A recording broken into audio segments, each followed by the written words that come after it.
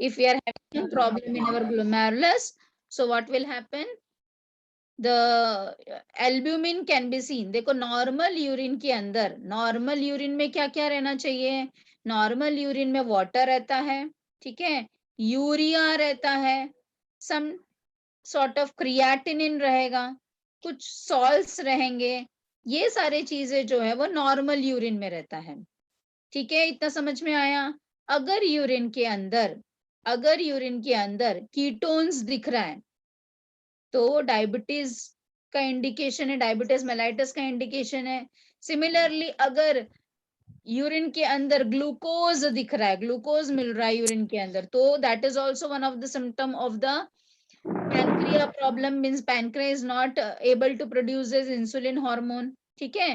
Yes, अगर urine के अंदर एल्ब्यूमिन दिख रहा है तो again it is not good, it is a symptom of albumin urea. अगर यूरिन के अंदर बाइल सॉल्ट दिख रहा है, बाइल सॉल्ट दिख रहा है, that is a symptom of jaundice. समझ में आया? तो अगर ये सारी चीजें अगर यूरिन में दिख रही है, जैसे कि ग्लूकोज हो गया, कीटोन हो गया, बाइल हो गया, एल्ब्यूमिन हो गया, प्रोटीन हो गया, so these are indicating that some or the other organ has been affected in the body, ठीक है। तो हमने एल्ब्यूमिन यूरिया देखा, हमने कीटोन अगर प्रेजेंट है दैट इज डायबिटीज मेलाइटस देखा। अगर यूरिन के अंदर पानी ज्यादा है, ये भी हमने पढ़ा था, यूरिन के अंदर पानी तो रहता ही ऑब्वियसली, पर वो भी अगर बहुत ज्यादा एक्सेसिव पानी है, हाँ मतलब हाइपोटोनिक अगर यूरिन बन रहा है किसी पर्सन का, that is again indication of a second type of diabetes called as a diabetes insipidus, diabetes insipidus, जो कि एडीएच हार्मोन की वजह से होता है, ठीक है। अगर यूरिन में WBCs दिख रहे, WBCs दिख रहे, that is again infection to the kidney. Blood दिख रहा है यूरिन में, यूरिन में अगर ब्लड दिखेगा that is also a problem of a this thing, infection to a kidney. So kidney stone को हम क्या बोलते हैं? रीनल कैल्कुलाई बोलते हैं, renal calculi. It can be in any reasons. So there are different types of stones. Calcium stones are very common stones. Calcium oxalate के stones होते हैं या फिर कैल्शियम फॉस्फेट के स्टोन्स होते हैं, ठीक है। Then struvite stones, struvite stones किसकी वजह से बनते हैं? यूरिया स्प्लिटिंग बैक्टीरिया की वजह से। यूरिक एसिड स्टोन, पानी पानी पानी जो है वो कम पीने की वजह से और हाई प्रोटीन खाने की वजह से। और सिस्टाइन स्टोन किसकी वजह से होता है? Because of some genetic disorders की वजह से, ठीक है। तो इतना हमने ऑलरेडी पढ़ा था लास्ट लेक्चर में। You can see now, you can take a screenshot of different different types of stones. आप देख सकते हो यूरिक एसिड स्टोन कैसा दिखता है, सिस्टाइन स्टोन कैसा दिखता है, कैल्शियम ऑक्सलेट के स्टोन्स कैसे दिखते हैं, कैल्शियम फॉस्फेट के स्टोन्स कैसे दिखते हैं, एंड स्ट्रूवाइट स्टोन्स कैसे दिखते हैं। You can see the pH also. So uric acid and cystine stones, they are in the acidic zone. Calcium oxalate has been produced when the pH of the body is between 5.5 to 6.2. And alkaline zones में all these stones are been formed. So what are the symptoms? Obviously pain होगा, ठीक है, पर pain कौन से region में होता है? It is between below the rib cage in back and sideways, ठीक है। हेजी ब्राउनिश या रेडिश या पिंकिश यूरिन फॉर्म होता है। बार बार यूरिनेशन को होना या pain during micturition, micturition mean passing of urine. कैसे हम इसको डायग्नोसिस कर सकते हैं? यूरिक एसिड अगर ब्लड में ज्यादा दिख रहा है, यूरिन का कलर को देख के पता कर सकते हैं, या एक्सरे करके, किडनी का एक्सरे करके या सोनोग्राफी करके पता कर सकते हैं। तो there are different types of diagnostic technique to detect the presence of kidney stone. Next very important disease is a uremia. Uremia. But please note down, uremia is the increased amount of urea in blood. Please इसको mark करो. Increase amount of urea in blood, not in urine. Increase amount of urea in blood. Blood में normally urea कितना रहता है? 0.01 to 0.03 रहता है। But अगर इसका लेवल बहुत बढ़ गया, मतलब 0.05 हो गया, that means it is related to a बीमारी called as a uremia, and it is very harmful to the kidney, which may lead to the kidney failure. अभी आप मुझे बोलोगे कि मैम फिर ये यूरेमिया इतना बढ़ता कैसे है? Because of more of protein diet, या फिर प्रोटीन अच्छी तरह से डाइजेस्ट नहीं हो रहा है इसीलिए होता है। नेक्स्ट है नेफ्राइटिस। हमेशा याद रखो कोई भी ऑर्गन के आगे अगर आईटीज वर्ड लगा है that means the inflammation of that particular organ. तो नेफ्राइटिस मतलब नेफ्रॉन में आईटीज मतलब नेफ्रॉन में प्रॉब्लम या फिर नेफ्रॉन में inflammation. Yes, so it's a inflammation of a kidney, that is a nephron. किसके वजह से होता है? प्रोटीन यूरिया की वजह से होता है। ठीक है, मोर ऑफ प्रोटीन की वजह से। ठीक है, large amount of protein to escape from the blood to the urine, it leads to the blood का ऑस्मोटिक चेंज। ऑस्मोटिक चेंज तो ऑस्मोटिक प्रेशर चेंज हो जाएगा, जिसकी वजह से ब्लड जो है, movement of fluid from blood to the space, interstitial space, और जिसकी वजह से क्या होगा? एडिमा फॉर्मेशन होगा। एडिमा का मतलब क्या होता है? स्वेलिंग, स्वेलिंग फॉर्मेशन होगा बॉडी में। तो नेफ्राइटिस का कॉमन सिम्टम्स क्या है? Swelling, oedema. Understood? Yes, ma'am. Okay, then renal failure. Renal failure मतलब renal means kidney, kidney failure means kidney ठीक से काम नहीं कर रहा है। इट इज अ डिक्रीज और सिसेशन ऑफ ग्लोमेरुलर फिल्ट्रेशन। अगर ग्लोमेरुलर ठीक से काम नहीं कर रहा है, ग्लोमेरुलस का फिल्ट्रेशन बराबर से नहीं हो रहा है, तो दो कंडीशन में हो सकता है, या तो एक्यूट रीनल फेलियर या तो क्रोनिक रीनल फेलियर। हमेशा याद रखो क्रोनिक और एक्यूट में क्या फर्क होता है कि एक्यूट अगर हम कोई भी बीमारी बोलते हैं, अगर ये एक्यूट है कोई भी बीमारी, फिर वो लंग्स का प्रॉब्लम हो, ब्रेन का प्रॉब्लम हो, हाँ कोई भी ऑर्गन का प्रॉब्लम हो, अगर वो एक्यूट है मतलब वो थोड़े टाइम के लिए होता है, और जो दवाइयों से ठीक हो सकता है, रिवर्सिबल है। रिवर्सिबल मतलब ठीक हो सकता है। ऐसे बीमारियों को हम एक्यूट कहते हैं, जो थोड़े टाइम के लिए होता है, जो दवाई से, मेडिकेशन से ठीक हो सकता है। जबकि क्रोनिक वो बीमारियां होती हैं जो होता तो धीरे धीरे, इट टेक्स स्लोली स्लोली होता है, प्रोग्रेसिवली स्लोली स्लोली होता है, पर जिस दिन होगा उस दिन रिवर्स नहीं है, मतलब ठीक नहीं हो सकता मेडिकेशन से। समझ में आया मेरी बात? यस और नो? Yes, ma'am. तो एक्यूट रीनल फेलियर रिवर्सिबल है, मतलब ठीक हो सकता है, जबकि क्रोनिक कोई भी चीजें ठीक नहीं हो सकती जल्दी। ठीक है, और क्रोनिक हमेशा एक ही दिन में नहीं होती है, इट टेक्स इयर्स, मतलब बहुत दिन दिन धीरे धीरे होता है, स्लोली स्लोली होता है, और एक वन फाइन डे पता चलता है कि ये पूरा ऑर्गन ही खराब हो चुका है। So acute renal failure ARF is sudden, जो फटाक से होता है, worsening of renal function that almost happens after severe bleeding। जैसे किसी का बहुत बड़ा ऑपरेशन हो गया, बहुत ज्यादा ब्लीडिंग हो गया, या किसी का बहुत बड़ा एक्सीडेंट हो गया, ब्लीडिंग हो गया, तो उस टाइम पे थोड़े टाइम के लिए रीनल क्या हो जाता है? फेलियर हो जाता है, मतलब किडनी का फंक्शन थोड़ा सा कम हो जाता है। There is decrease in urine output. हाँ, डिक्रीज इन यूरिन आउटपुट को मेडिकल टर्म क्या बोला जाता है? Oligo urea. ऑलिगो का मतलब होता है कम, ऑलिगो का मतलब होता है कम, यूरिया का मतलब यूरिन, तो कम यूरिन, स्कैंटी यूरिन। ठीक है, less than 400 ml in per day in adult, और लेस देन 0.5 ml पर kg पर आर इन चिल्ड्रन। ठीक है, अदर कॉजेज में B because of the obstruction of both ureter and nephrotoxic drugs। हाँ, इसके वजह से भी शायद से नहीं हो, मतलब एक्यूट हो रीनल फेलियर हो सकता है, या फिर ब्लड के अंदर सीरम लेवल, क्रिएटिनिन लेवल अगर बढ़ गया तो भी एक्यूट रीनल फेलियर होता है, पर ये मेडिकेशन से ठीक हो जाता है। अब दूसरी की बात करते हैं CKD के बारे में। CKD means chronic renal disease. अब इसको क्या मैंने बताया, ये प्रोग्रेसिवली होता है, मतलब धीरे धीरे होता है, और ये इरिवर्सिबल है, मतलब ठीक नहीं हो सकता है। ठीक है, मेडिकेशन से ठीक नहीं होता। It may be because of the chronic glomerular nephritis, मतलब नेफ्रॉन या ग्लोमेरुलस में infection. It can be detected by reduced kidney size and possibilities of anemia। क्यों एनीमिया हमने बोला? क्योंकि हमने पढ़ा था कि किडनी एक हार्मोन बनाता है जिसका नाम है इरिथ्रोपोइटिन।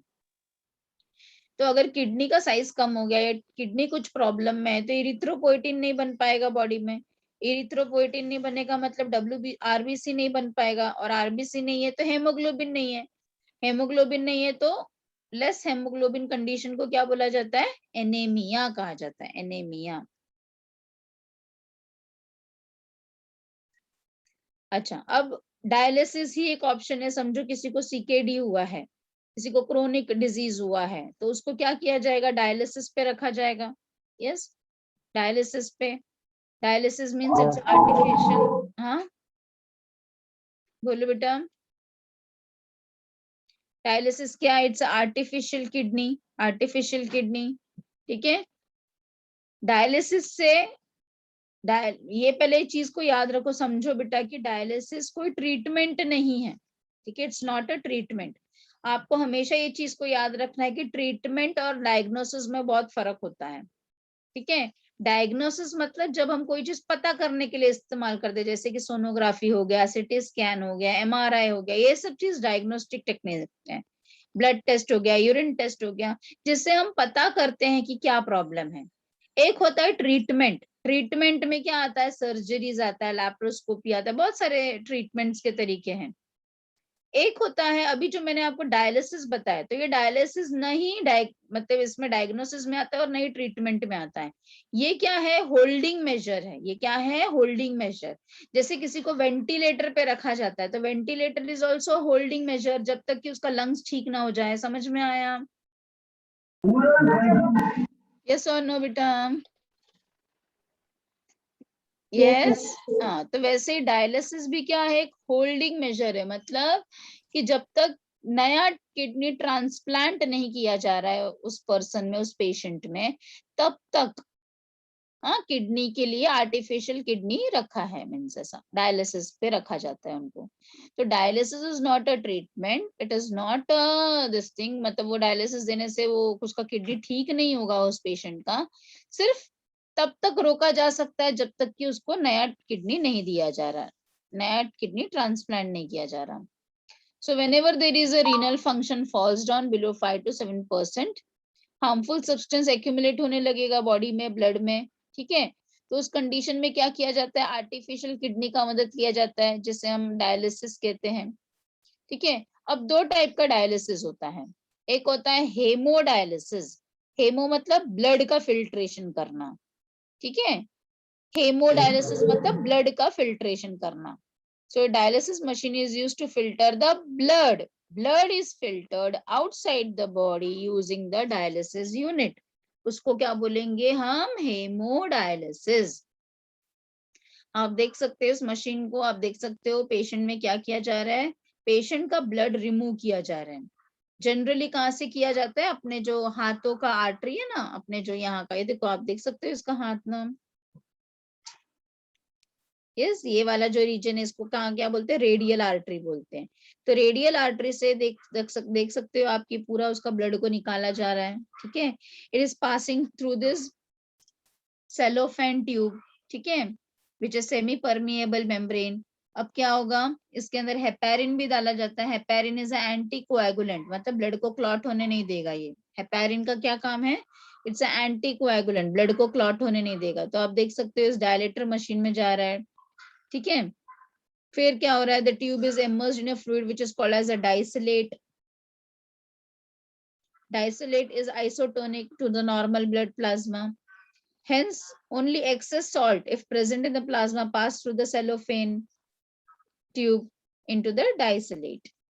तो cellophane tube से इस disolate में जो भी एक्स्ट्रा सॉल्ट है वो सब निकल जाता है, और फिर अच्छा वाला जो ब्लड है वापस आप देख सकते हो कि वापस इस पेशेंट के बॉडी में डाला जा रहा है। समझ में आया हेमोडायलिसिस? तो हेमोडायलिसिस मतलब filtration of blood. Understood? Yes, ma'am. So waste substance being absent in the dialysate move from blood into the dialysing fluid. Filtered blood is again returned to the patient by vein. In this process, it is essential that anticoagulant, जैसे कि जिसका नाम है heparin, जो add किया जाता है ना, तो बॉडी के बाहर जैसे ही ब्लड निकलेगा, आपको मालूम है थोड़ी देर के बाद ब्लड क्या हो जाता है, क्लॉट हो जाता है।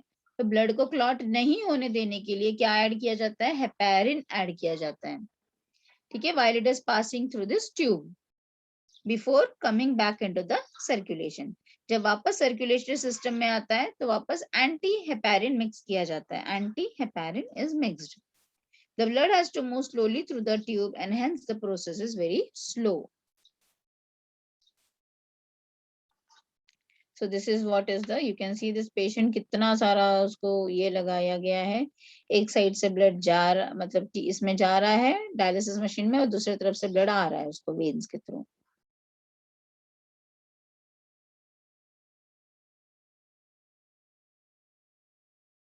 और दूसरा होता है पेरिटोनियल डायलिसिस. दूसरा कौन सा है, पेरिटोनियल डायलिसिस.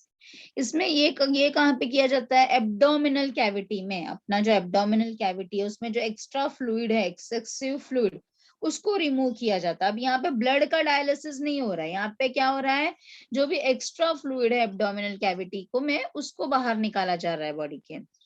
तो peritoneal membrane will act as a semi permeable membrane. ठीक है, टॉक्सिक वेस्ट जो भी एक्स्ट्रा सोल्यूट है, ये फ्लूइड इसमें पास होता है. This fluid is drained out after prescribed period of time. Peritoneal dialysis can be repeated as per the need of the patient. So you can see that this is the abdominal cavity, है ना, ये abdominal cavity है. तो इसमें क्या किया जाता है, ये घर पे भी किया जाता है, बहुत ही सिंपल सा प्रोसीजर है. एट वर्क प्लेस ऑल्सो, या फिर ट्रैवलिंग में भी किया जा सकता है. But it is not as efficient as hemodialysis. Kidney are associated with the secretion of erythropoietin, renin, calcitriol. ये सब इस डायलिसिस मशीन में नहीं पॉसिबल है. इसलिए मैंने कहा ना कि ये एक होल्डिंग मेजर है, इसे ट्रीटमेंट नहीं है, ये एक होल्डिंग मेजर है. क्योंकि किडनी इरिथ्रोपोइटिन भी बनाता है, रेनिन भी बनाता है, कैल्सिट्रियोल भी बनाता है, पर ये मशीन थोड़ी ना बनाता है ये सब चीजें. ठीक है, Yes, ma'am.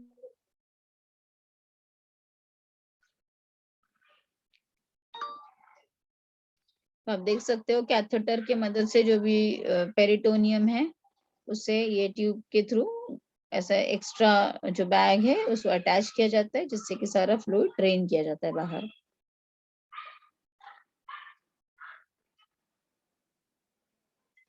Now the effective measure is, अगर किसी का किडनी खराब हो गया तो क्या करना चाहिए, किडनी ट्रांसप्लांट. सो किडनी ट्रांसप्लांट क्या है, of a healthy kidney into a patient with the end stage of kidney diseases. अब दो टाइप के डोनर्स होते हैं. कैडावेरिक का मतलब होता है डेड डोनर, जो बहुत मतलब अभी एकदम रिसेंटली मर गया है, जिसका किडनी अच्छा था. ठीक है, तो वो डोनर्स को हम कहेंगे कैडावेरिक, या फिर डिजीज्ड डोनर, या फिर लिविंग डोनर्स. ठीक है, कुछ लोग होते हैं जो ऐसे भी डोनेट करते हैं, क्योंकि दो किडनी है हमारे पास, एक किडनी अगर हमने डोनेट कर दिया तो भी वी आर ऑब्सोल्युटली नॉर्मल. ठीक है, कुछ उससे प्रॉब्लम नहीं होता है. ठीक है, so living donor kidney transplants are further classified as genetically related and non related. आपके फैमिली रिलेशन से अगर कोई आपको डोनेट कर रहा है सो जेनेटिकली रिलेटेड. हाँ, कोई दूर का रिश्तेदार कर रहा है तो non related. You can see that this is a, ये किडनी देखो एबनॉर्मल है ना. एट्रोफिक मतलब एबनॉर्मल किडनी, और ये किडनी ट्रांसप्लांट किया गया है. समझा? Yes, ma'am. So that was all about this part of the lesson. Understood this lesson? Anyone is having any sort of doubt in this lesson? No, ma'am. You can ask me No, now ma'am. itself. Okay. Now, apart from this, we will be starting with a new lesson, which many of the children have done also, but there are some new children also.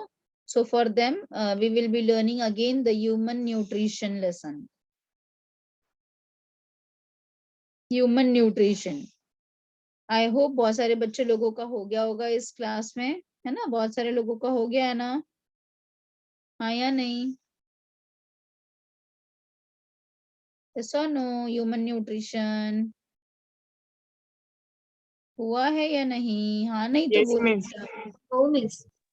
नहीं नहीं, जिनका हो गया मैं उनकी बात कर रही हूँ, बहुत सारे लोगों का नहीं हुआ है, जो बहुत सारे नए बच्चे हैं, पर कुछ बच्चे इसमें ऐसे भी है ना जिनका हो चुका है ये लेसन पढ़ा के।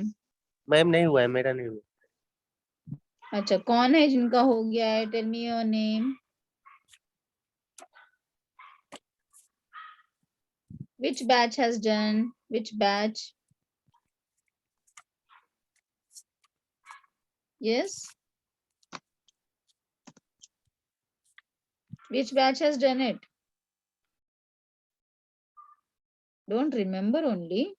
Human nutrition lesson ये पढ़ा के हुआ है या नहीं? हाँ या नहीं? No ma'am.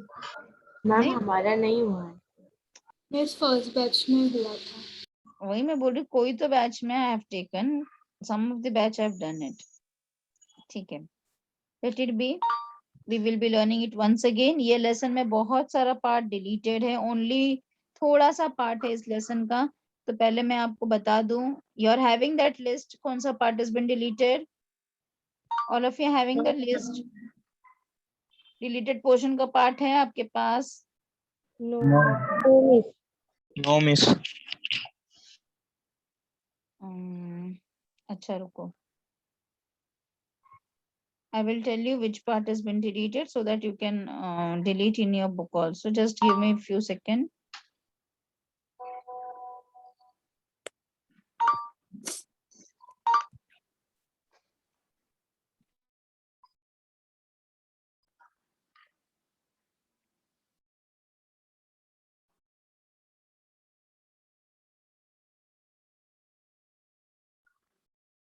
Okay, so please note down for this particular lesson. For excretion and osmoregulation कुछ भी deleted नहीं है। हाँ, जो अभी हमने पढ़ा ना वो लेसन में कुछ भी deleted नहीं था। इस लेसन में all of you have taken your textbook with you all? Text book है सामने सबके? Yes ma'am. Yes ma'am. हाँ, तो चलो अब कौन कौन सा यूनिट डिलीटेड है आप उसमें टेक्स्ट बुक में मार्क करो। मैं स्क्रीन पे भी आपको दिखाते चलती हूँ।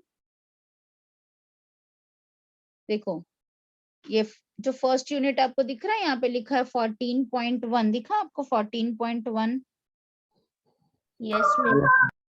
उसको पूरा क्रॉस करो, ये 14.1 डिलीटेड है। ठीक है, मतलब आपको पूरा डाइजेस्टिव सिस्टम नहीं पढ़ना है। इस वाले पेज पे आपको सिर्फ ये फर्स्ट पैराग्राफ पढ़ना है, ओनली दिस फर्स्ट पैराग्राफ। ठीक है, ये भी मैं पढ़ाऊंगी आपको, बहुत ही सिंपल सा है ये। Then 14.2 is also deleted. 14.2. Did you got that? 14.2. Yes miss.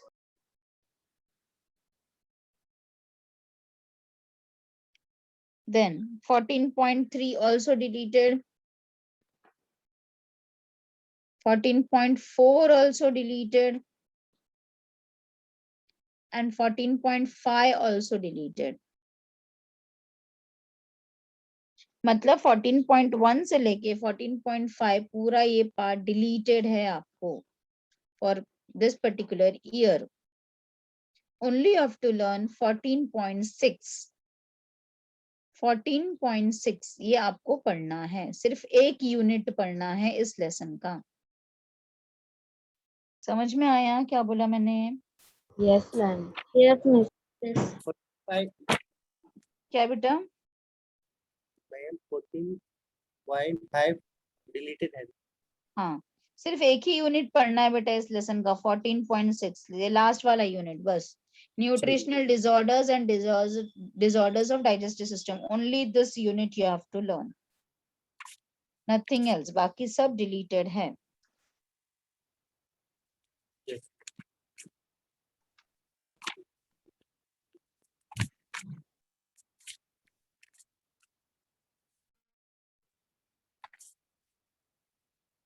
ठीक है, yes ma'am. so Yes, let us see this part again. It is very simple. तो पहले मैं फर्स्ट पैराग्राफ पे से चलती हूँ। इस लेसन में बेसिकली अब ये कोरोना का टाइम है, इसके लिए ये पार्ट डिलीटेड है बेटा, अदरवाइज ये सब पहले सब बच्चे सारा चीज पढ़ते थे। सबसे पहले हम न्यूट्रिशन का मतलब समझते हैं। न्यूट्रिशन का मतलब क्या होता है? It's a process by which, आप प्लीज अंडरलाइन करो न्यूट्रिशन का definition. It's a sum of the process by which an organism consumes and utilizes food substance. ठीक है, it's a sum of the process by which an organism consumes and utilizes food substance. WHO का full form क्या है? World Health Organization. उन्होंने nutrition को क्या बताया? Intake of food, ठीक है, फिर डाइजेशन ऑफ फूड, फिर क्या होता है उसका? देखो ये 5 प्रोसेस में पूरा न्यूट्रिशन कंप्लीट होता है। प्लीज अंडरलाइन ये 5 process: ingestion, digestion, absorption, assimilation and egestion. Underline all the 5 process. Ingestion का मतलब क्या होता है? Taking in food through mouth. Digestion का मतलब क्या होता है? कॉम्प्लेक्स चीजें जो आप खाते हो उसको सिंपल फॉर्म में बदलना। Absorption मतलब जो सिंपल फॉर्म जो बदला गया है उसको सारे सेल्स को यूटिलाइज, सारे सेल्स तक पहुंचाना with the help of blood. Then assimilation मतलब यूटिलाइजेशन, अब सारे सेल्स सारे ऑर्गन्स यूटिलाइज करेंगे सिंपल फॉर्म ऑफ फूड को, और जो भी कुछ बचा कुचा है, जो भी अनवांटेड है, ठीक है, जो भी डाइजेस्ट नहीं हो पाया है, वो सारे चीजें बॉडी के बाहर चला जाता है in the form of egestion. ठीक है, तो न्यूट्रिशन में ये पूरा 5 प्रोसेस होता है, that is ingestion, digestion, absorption, assimilation and the egestion. Understood? ठीक है। अच्छा, अगर हम न्यूट्रिएंट्स की बात करें तो हम 2 टाइप के न्यूट्रिएंट्स खाते हैं। न्यूट्रिएंट्स फूड, एक होता है मैक्रो न्यूट्रिएंट्स और दूसरा होता है माइक्रो न्यूट्रिएंट्स। मैक्रो न्यूट्रिएंट्स में क्या क्या चीजें आती है बेटा? Carbohydrate, protein and fat. ये हम ज्यादा खाते हैं, जैसे राइस खाए, चपाती खाए, ये कार्बोहाइड्रेट हो गया। प्रोटीन में हो गया दाल हो गया, जो भी नॉनवेज मटेरियल्स है जैसे मीट हो गया, चिकन हो गया, ये सब प्रोटीन का सोर्स हो गया। और फैट में क्या आ गया? घी आ गया, बटर आ गया, ऑयल आ गया, ये फैट हो गए। तो ये जो 3 है ना, carbohydrate, proteins and fat, they are macro molecules which are been eaten in large quantity. दूसरे आते हैं माइक्रो न्यूट्रिएंट्स। माइक्रो न्यूट्रिएंट्स बहुत जो अपने बॉडी को बहुत कम क्वांटिटी में जरूरत होता है, जैसे कि आता है vitamins and minerals. Vitamins and minerals are required to our body daily, but in a small quantity. So they are micronutrients. And water, no doubt, it's very essential. बिना पानी के तो कोई भी बॉडी का कोई भी प्रोसेस नहीं होगा. So this is what is the explanation given to you all in this particular paragraph. Understood? Yes, Now we will straight away move on to the last paragraph which has been there for you all, that is 14.6, जिसमें आप सारे disorders पढ़ोगे, सारे disorders. तो disorders में सबसे पहला आपको जो पढ़ना है डिसऑर्डर वो है protein energy malnutrition. Please all of you underline over here in your textbook. See, I am moving the cursor. Protein energy malnutrition, PEM. मतलब क्या? मैल न्यूट्रिशन का मतलब क्या होता है? कुपोषण, है ना? खाने पीने में अगर कोई भी चीज की कमी है तो उसे हम क्या कहते हैं? कुपोषण कहते हैं, मैल न्यूट्रिशन कहा जाता है उसे। ठीक है, तो अगर खाने पीने में प्रोटीन की कमी है तो उससे होने वाली बीमारियों को हम क्या कहते हैं? PEM कहते हैं। ठीक है, अब प्रोटीन को इतना इंपॉर्टेंस क्यों दिया गया है? क्योंकि proteins are the building blocks of our body. Building blocks का मतलब क्या होता है? हमारे बॉडी में जितने एंजाइम्स हैं वो सब प्रोटीन से बने हुए थे, जितने एंजाइम्स है सब प्रोटीन से बने हैं। तो बिना एंजाइम के तो कोई भी प्रोसेस नहीं होगा हमारे बॉडी में। तो enzymes are protein in nature, so protein का बहुत बड़ा रोल है हमारे बॉडी में. Protein helps in growth, development, everything protein helps in. ठीक है, they are been called as a wear and tear of our body. ठीक है, सो अगर प्रोटीन की कमी है तो उससे होने वाली बीमारियां जो आपको पढ़नी है वो 2 बीमारियां आपको पढ़नी है. एक है क्वाशियोकर और दूसरा है मेरास्मस. क्वाशियोकर एंड मेरास्मस, ये आपको डिस्टिंग्विश फॉर्म में पूछा जा सकता है. तो इन दोनों का पहला कॉमन पॉइंट क्या है कि ये दोनों भी बीमारी प्रोटीन के कमी से होती है. ठीक है, क्वाशियोकर एंड मेरास्मस, ये दोनों भी बीमारियां जो हैं वो प्रोटीन के कमी से होती हैं. They are both under the category of PEM. फिर क्या डिफरेंस है दोनों में? दोनों के साइंस एंड सिम्टम्स में डिफरेंसेस हैं. ठीक है, किसको होता है ये भी डिफरेंस है. जैसे कि पहले अगर हम क्वाशियोकर की बात करेंगे तो क्वाशियोकर जो है वो 3 साल तक के बच्चों को हो सकता है. जो छोटे 3 साल तक के बच्चे होते हैं, 3 साल की उम्र तक के बच्चों में. जबकि मेरास्मस जो है वो इन्फेंट को होता है, मतलब 1 साल के अंदर के बच्चों को ही होता है. समझ में आया डिफरेंस, फर्स्ट डिफरेंस? ठीक है, यस और no? Yes, ma'am. Yes, miss. Actually बेटा मेरे पास इसका PPT है but that is not opening, I don't know why. Otherwise next lecture में मैं कभी आपको इसका फोटोज भी दिखा दूंगी, पर अभी सिर्फ समझ के ले लो. ठीक है, क्वाशियोकर किस में होता है? 3 साल तक के बच्चों में होता है, 3 इयर्स तक के बच्चों में होता है. जबकि मेरास्मस क्या है? 1 साल के अंदर के बच्चों में होता है, इन्फेंट में होता है. इन्फेंट मतलब जो साल के अंदर के बच्चे हैं. ओके, क्वाशियोकर का साइंस एंड सिम्टम्स अलग है. जो क्वाशियोकर का बच्चा होता है ना, उसके बॉडी में एडीमा होता है. एडीमा मतलब स्वेलिंग. उसका पेट एकदम बाहर रहेगा, प्रोट्रूडिंग बेली रहेगा. चेहरा भी में भी सूजन की वजह से चेहरा एकदम मून फेस दिखेगा. ये किसकी बात कर रही हूँ मैं? क्वाशियोकर की. जबकि मेरास्मस का बच्चा इतना दुबला पतला रहेगा, इतना दुबला पतला कि आप उसके हर एक हड्डियों को काउंट कर सकते हो. ठीक है, तो ये एक बड़ा फर्क है between the kwashiorkor and marasmus. क्वाशियोकर का बच्चा एडिमा वाला होगा. एडिमा मतलब स्वेलिंग, उसके पेट में स्वेलिंग होगा, एकदम बड़ा पेट हो गया रहेगा. उसके चेहरे पे स्वेलिंग रहेगा तो चेहरा एकदम गोल मटोल सा दिखेगा, बड़ा सूजा हुआ चेहरा दिखेगा.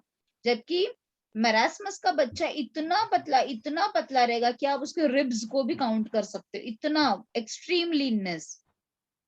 तो ये भी एक बड़ा ड्रास्टिक डिफरेंस है between the kwashiorkor and the marasmus. Now you can see the points given over here. ठीक है, so you can mark over here 3 years of age. ठीक है, children suffering from kwashiorkor are underweight, वजन में कम होते हैं, उनका ग्रोथ भी अच्छे से नहीं होता. स्टूडेंट ग्रोथ मतलब ग्रोथ ठीक से नहीं होता, ब्रेन डेवलपमेंट भी नहीं हो पाता, भूख नहीं लगती, लॉस ऑफ एपेटाइट मतलब भूख नहीं लगता, एनीमिया का मतलब हेमोग्लोबिन काउंट कम रहता है, प्रोट्रूडिंग बेली मतलब पेट एकदम बाहर निकला हुआ रहता है, स्लेंडर लेग मतलब हाथ पैर एकदम पतले पतले रहेंगे, बल्जिंग आईज, आईज भी एकदम बाहर निकले हुए मतलब कुछ अलग से दिखते हैं बच्चे, oedema of lower legs, oedema मतलब स्वेलिंग, एडिमा और कहाँ रहेगा? फेस में रहेगा, स्किन में चेंज रहेगा, हेयर के कलर में चेंजेस रहेगा. समझ में आया? Yes, ma'am. ओके, अब हम मेरास्मस में चलते हैं कि मेरास्मस का बच्चा कैसा दिखेगा. अभी मैंने बताया अंडर 1 year ऑफ एज में होता है. ठीक है, इसमें क्या क्या होगा? फिजिकल ग्रोथ यहाँ पे भी नहीं अच्छे से होगा, मेंटल ग्रोथ यहाँ पे भी रिटार्डेड होगा, नहीं अच्छे से होगा. यहाँ का क्या खास बात है? सब क्यूटेनियस फैट, सब क्यूटेनियस मतलब स्किन के नीचे का जो फैट है वो पूरी तरह से डिसअपियर हो गया है, जिसके वजह से ये बच्चा इतना दुबला पतला हो जाएगा कि रिब्स बिकम वेरी प्रोमिनेंट, हाथ पैर limbs become thin, skin become dry. और इतना अभी देखो, अगर स्किन में अगर कोई थोड़ा भी फैट ही नहीं रहेगा तो पूरा व्रिंकल्ड हो जाएगा ना, झुर्रियां आ जाएंगी स्किन पे. Loss of weight, digestion and absorption, please mute yourself बेटा. डाइजेशन एंड एब्जॉर्प्शन अच्छी तरह से नहीं हो पाएगा. Atrophy of digestive gland, atrophy का मतलब है dysfunctioning, but here it will be no edema, no swelling.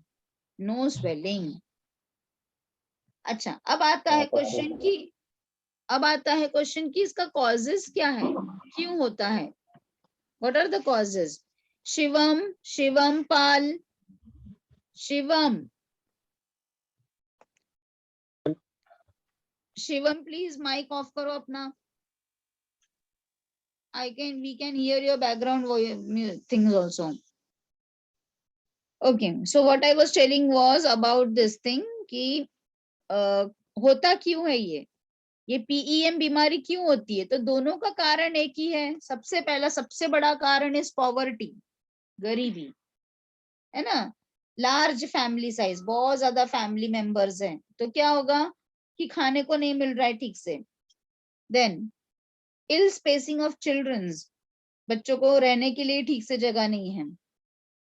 Early termination of breast feeding, मतलब अगर माँ ही हेल्दी नहीं है तो ऑब्वियसली उनको मिल्क प्रोडक्शन नहीं होगा, तो जल्दी से ब्रेस्ट फीडिंग बंद करना। या ओवर डाइल्यूटेड मिल्क, अभी छोटा जो बच्चा है वो तो मिल्क ही पीता है, मिल्क से उसको प्रोटीन मिलता है। मिल्क में कौन सा प्रोटीन होता है, केसिन नाम का प्रोटीन होता है मिल्क में, केसिन, CASEIN, केसिन। तो मिल्क प्रोटीन ये बच्चे को मिल ही नहीं रहा है, ना माँ के दूध से मिल रहा है। और समझो अगर बहुत पॉवर्टी है, ओवर डाइल्यूटेड मिल्क, मतलब मिल्क पी रहे हैं पर इतना पानी है उस मिल्क में कि उसका प्रोटीन लेवल एकदम चला गया है ओवर डाइल्यूटेड मिल्क पीने से। या फिर ये किसके कारण हो सकता है, कोई इन्फेक्शन, मतलब बहुत दिनों से कोई इन्फेक्शन है बॉडी में, ठीक है, पुअर डाइट की वजह से। तो ये सारे कारण हैं, this are the reasons behind this kwashiorkor and marasmus. Understood? Yes or no? Yes, miss. Yes, miss. Okay. Next problem very common, अभी जो भी आप प्रॉब्लम्स देखोगे वो कॉमन प्रॉब्लम्स है। अब है नेक्स्ट है इनडाइजेशन, जिसको नॉर्मली हम कहते हैं अपचन। अपचन मींस इनडाइजेशन, मतलब फूड अच्छे से डाइजेस्ट नहीं हो पा रहा है। तो ये कारण क्या है इसका, ओवर ईटिंग, बहुत ज्यादा अगर आप खा रहे हो, आपको कोई चीज पसंद आ गया, आप पेट से भी ऊपर खा रहे हो, मतलब पेट भर गया तो भी खाए जा रहे, तो ये एक कारण है इनडाइजेशन का। या फिर आपके बॉडी में अच्छे से एंजाइम नहीं बन रहा है, ये एक कारण है इनडाइजेशन का। बहुत स्पाइसी, बहुत तीखा, बहुत मसाले वाला खाने से होता है। या फिर एंजाइटी, डिप्रेशन, गुस्सा ज्यादा आने से भी होता है इनडाइजेशन, ठीक है। So these are the reasons for indigestion, ठीक है। Now improperly digested food or food poisoning can also lead to indigestion. Indigestion से होगा क्या, लॉस ऑफ एपेटाइट, मतलब भूख नहीं लगेगी, एसिडिटी लेवल बढ़ जाएगा जिसे हम एसिड रिफ्लेक्स भी कहते हैं, हार्ट में जलन होने लगेगा जिसे हम हार्ट बर्न कहते हैं, रीगर्जिटेशन मतलब वॉमिटिंग जैसा फीलिंग होना, डिस्पेप्सिया मतलब एब्डोमेन में पेन होना, स्टमक पेन होना, ये सारी चीजें इसके सिम्टम्स हैं। तो इसको ठीक कैसे किया जा सकता है, ज्यादा नहीं खाना चाहिए खाना, अवॉइड लार्ज मील, बहुत ज्यादा नहीं खाना चाहिए। खाना खा के तुरंत सो नहीं जाना चाहिए, लाइंग डाउन आफ्टर मील नहीं सोना नहीं चाहिए। ज्यादा स्पाइसी नहीं खाना चाहिए, ज्यादा ऑयली नहीं खाना चाहिए, ज्यादा जंक फूड नहीं खाना चाहिए, स्मोकिंग और अल्कोहल से दूर रहना चाहिए, तो ठीक हो सकता है। समझ में आया? So very simple part. Next problem जो आपको पढ़ने के लिए है वो है कॉन्स्टिपेशन। देखो, डायरिया और कॉन्स्टिपेशन में क्या फर्क है। डायरिया का मतलब होता है लूज मोशन, और कॉन्स्टिपेशन का मतलब होता है कि मोशन होना ही नहीं।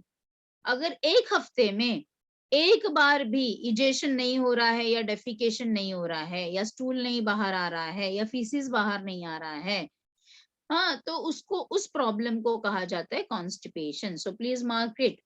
When frequency of defecation, defecation का मतलब क्या होता है, removing of faeces, removing of waste product through anus is called as defecation. अगर डेफिकेशन नहीं हो रहा है, लेस देन 1 पर वीक, अगर एक हफ्ते में एक बार भी डेफिकेशन नहीं हो पा रहा है, उस कंडीशन को कहा जाता है कॉन्स्टिपेशन, ठीक है, कॉन्स्टिपेशन। अगर कॉन्स्टिपेशन हुआ तो ये भी तो बड़ा प्रॉब्लम है, क्योंकि बॉडी के बाहर वेस्ट प्रोडक्ट निकल ही नहीं रहा है ना। खाना तो आप रोज ही खा रहे हो, और अगर समझो बॉडी के बाहर ये वेस्ट प्रोडक्ट नहीं निकल रहा है तो ये भी तो एक टॉक्सिक है ना, बॉडी में टॉक्सिक जमा हो रहा है। तो दैट में also lead to many problem, जैसे कि न्यूरोलॉजिकल प्रॉब्लम ले हो सकता है, स्पाइनल कॉर्ड इंजुरी हो सकता है, बहुत सारी चीजें हो सकती हैं इसके वजह से, टॉक्सिक बॉडी में जमा होने के कारण। इसको ठीक कैसे किया जा सकता है?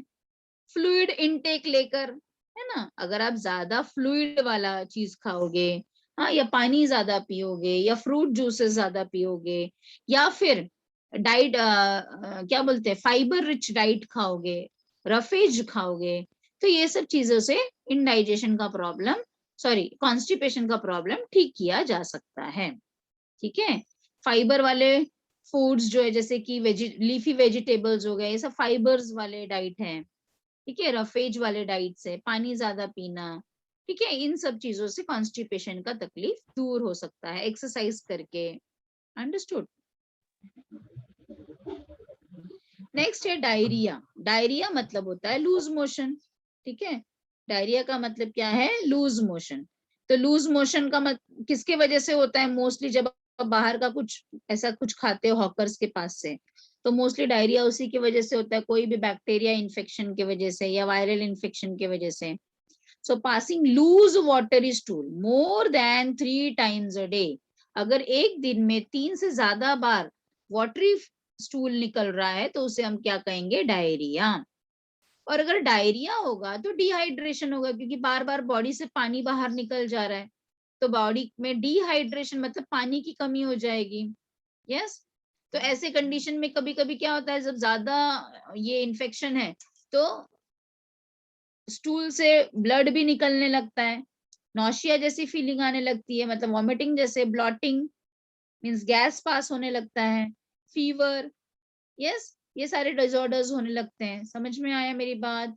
ठीक है, ये किसके वजह से हो सकता है? कंटामिनेटेड फूड या कंटामिनेटेड वाटर पीने के वजह से, या फिर शायद पहले से स्टमक में अल्सर्स है, क्लॉटिस है, या फिर इंटेस्टाइन में कुछ प्रॉब्लम है, या फिर बॉवेल सिंड्रोम्स है, इसके वजह से भी डायरिया हो सकता है।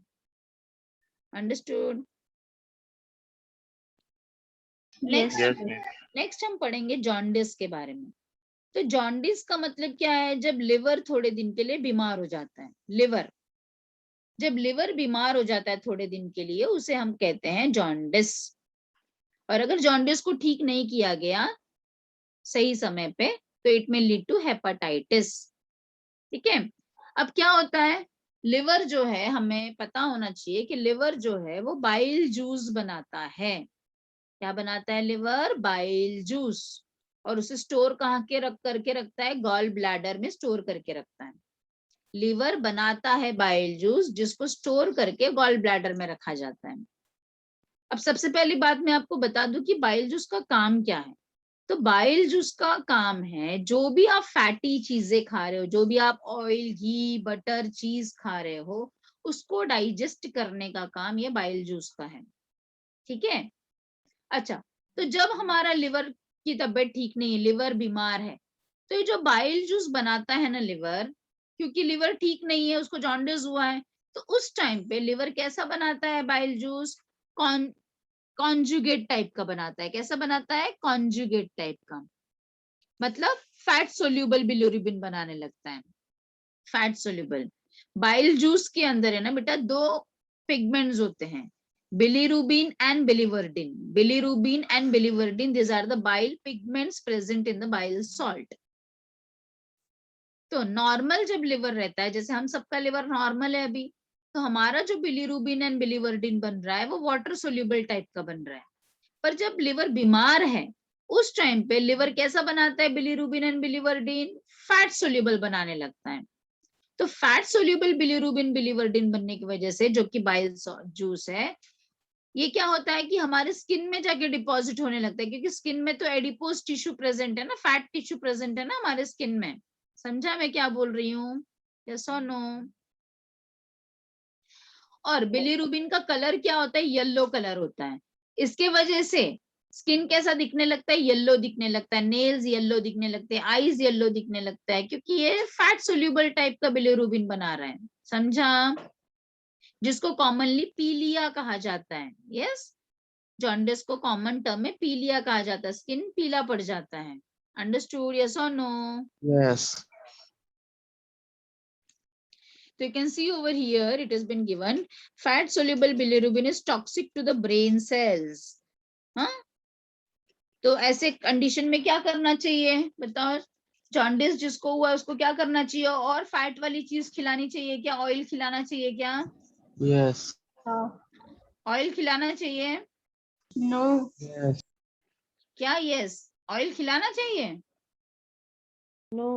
ऑयल खिलाओगे तो कैसे वो काम चलेगा बेटा? जिसको जॉन्डिस हुआ है उसको एक ड्रॉप भी ऑयल नहीं देना चाहिए, एक ड्रॉप भी ऑयल नहीं, ना ऑयल ना घी। क्यों? वाई? बिकॉज कैसा बन रहा है ये बाइल जूस? बराबर नहीं बन रहा है ना बाइल जूस। तो बाइल जूस बराबर नहीं बन रहा है तो फिर क्या होगा बेटा कि उन जिसको जॉन्डिस हुई रहती है उसको थोड़े दिनों तक ऑयल से बचाना है ताकि लिवर बैक टू नॉर्मल हो जाए। ठीक है? Okay, next is vomiting. Vomiting तो कभी ना कभी आपको बचपन से लेके अभी तक हुआ ही होगा। It's a reverse peristaltic movement, reverse movement.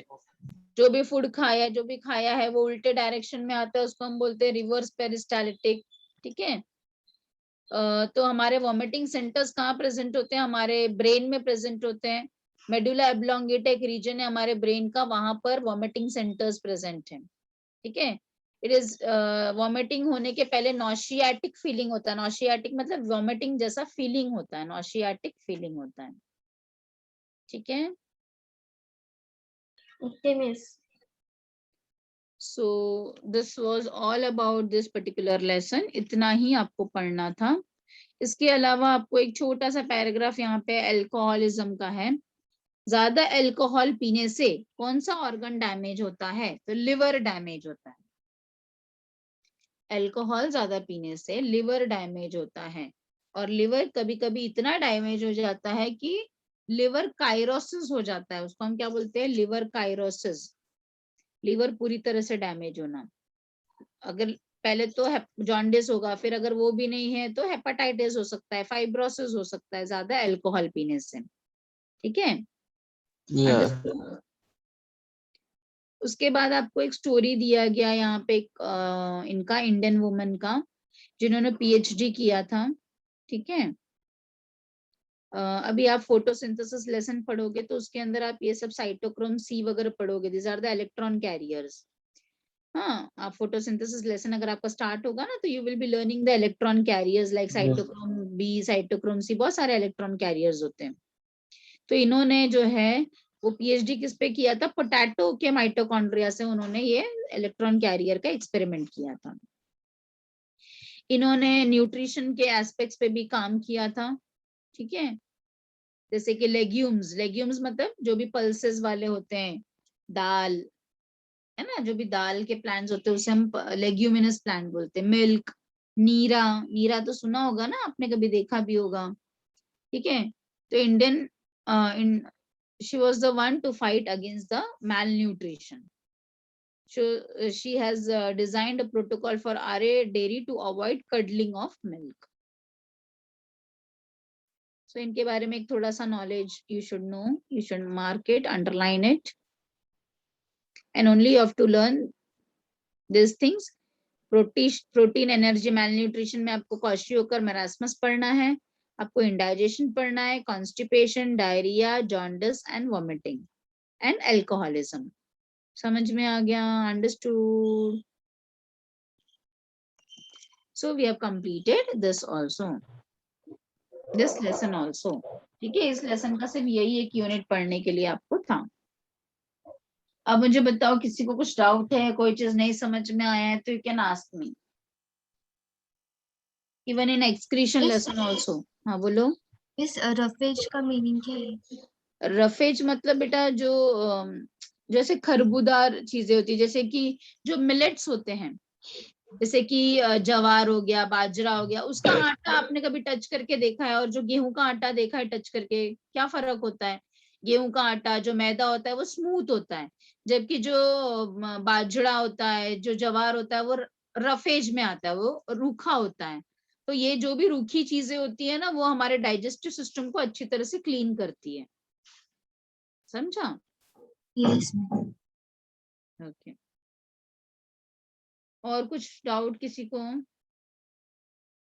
No, ma'am. Any part which you have not understood? All of you will please do the study till here. हाँ, सब लोग इतना पढ़ के रखेंगे. I will ask you questions in the next class. Okay, miss.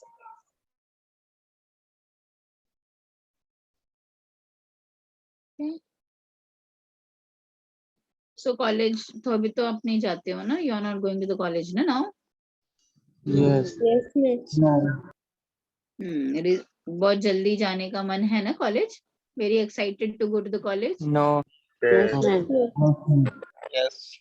No, क्यों? सोने नहीं मिलेगा. हाँ, सोने नहीं मिलेगा? ओ माय गॉड, कितना सोने को चाहिए? ठीक है.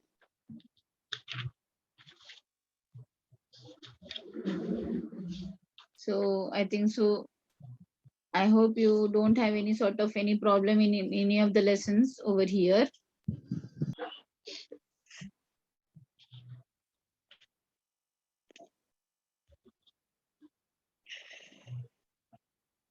Excretion lessons का diagram practice किया आपने? Yes, ma'am. ठीक है. So I think so we will stop now. You just inform कि we have completed both these lessons. ठीक है? Yes, ma'am. Yes. We will stop now. Okay? So goodbye all of you. Thank you, miss. teacher. Bye.